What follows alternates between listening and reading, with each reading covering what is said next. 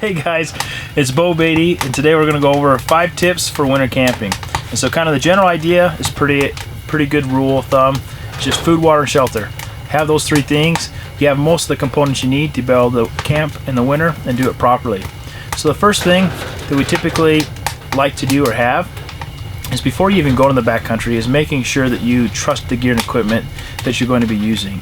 And the only way to do that is to use it in other times of the year, like the spring, the summer, and the fall, and kind of get out there and test and make sure you're very comfortable with it, because the winter is a whole new beast, and you got to be very comfortable and trust the gear that you can take into the field in the winter.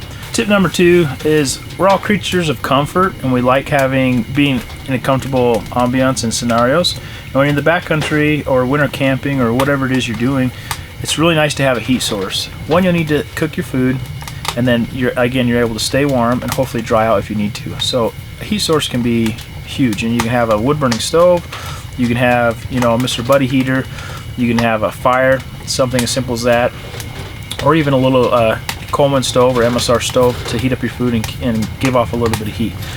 Okay, so tip number 3 is having proper sleeping accommodations, and that means your sleeping bag, your pad, your insulation layers, and also your tent if you have one, or shelter. So having a shelter is huge. It gets you out of the elements, protects you from the wind, and sometimes it's not the temperature in the winter that's gonna bring your body, that's gonna kill you.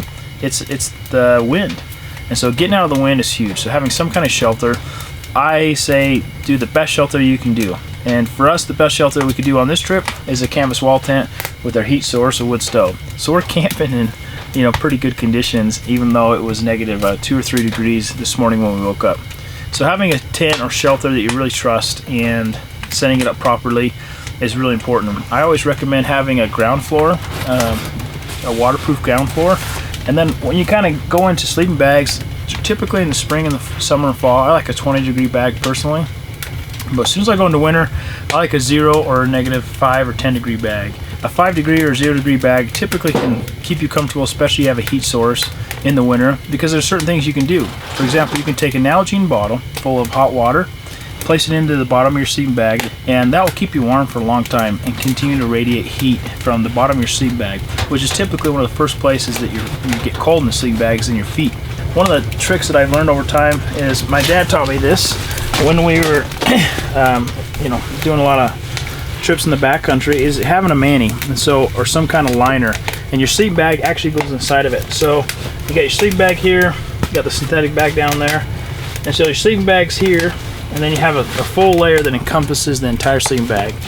And we always call them manis. A lot of people call them liners, and that usually adds 10 to 15 degrees of warmth and really helps capture the rest of the heat. And then also, if you're in a situation where you don't have a heat source, this kind of takes on all the moisture or the precipitation that you get inside of a tent or shelter at times, or if you're camping underneath the stars in the winter, this will really help you stay a little bit more dry and also stay a lot more warm.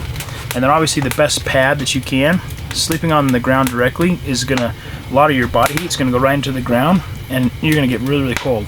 So having the best layer of insulation you can, in addition to your waterproof layer, is gonna be very helpful in keeping you warm in the winter. So tip number 4, staying hydrated while camping in the winter, and also having the proper food and eating enough of it while you're doing your winter activities.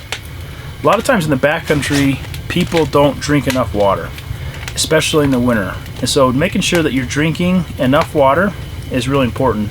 And drinking cold water sometimes can bring your body temperature down. It makes you feel like you don't want to drink more water. And so drinking water that's usually warm temperature is really helpful. You can get more of it down in one time. And so staying hydrated is really important in the winter. And then eating the proper food.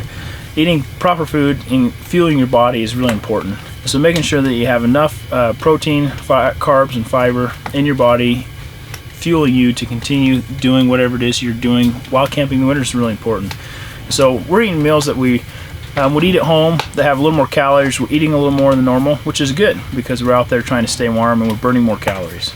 Tip number 5, this is the one that all the moms like, is safety and know the rules and regulations of where you're going to go.